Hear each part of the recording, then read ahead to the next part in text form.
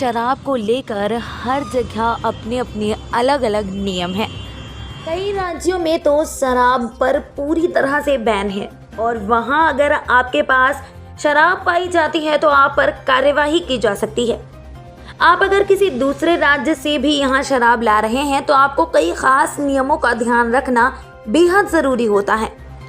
ऐसा न करने पर आपको कई मुश्किलों का सामना करना पड़ सकता है। ये तो आप जानते ही हैं कि कई राज्यों में शराब की बिक्री पर बैन है, लेकिन क्या आप वहाँ शराब ले जाने के नियमों के बारे में जानते हैं? ऐसे में आज हम आपको बताते हैं कि उन राज्यों में शराब ले जाने, वहाँ पीने और दूसरे राज्य से शराब ले जाने का नियम क्या है। नियमों के अनुसार आप एक स्टेट से दूसरे स्टेट में शराब की बोतलें ले जा सकते हैं, लेकिन आप जिस राज्य में जा रहे हैं आपको वहाँ के नियमों का पालन करना होगा।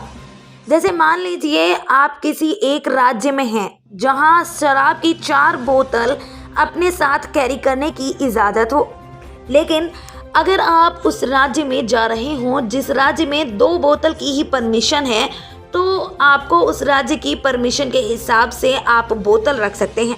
साफ बात यह है कि आप जिस राज्य में जा रहे हैं आपको वहाँ के नियमों का पालन करना होगा। अगर आप किसी ड्राई स्टेट में ट्रैवल कर रहे हैं तो भी आपको वहाँ के नियमों का पालन करना होगा, यानी आप वहाँ शराब अपने साथ कैरी नहीं कर सकते। ड्राई स्टेट को लेकर अलग अलग नियम हैं। जैसे बिहार में किसी को भी शराब पीने की अनुमति नहीं है, वहीं गुजरात में बाहर के लोगों को पीने की अनुमति दी जाती है, लेकिन इसकी पहले ही परमिशन लेनी होती है।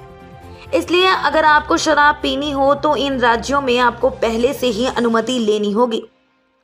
इसलिए आप किसी भी राज्य में शराब लेकर जाएं, इससे पहले आप वहां के नियमों को अच्छी तरह जान लें। असल न्यूज़ ब्यूरो रिपोर्ट।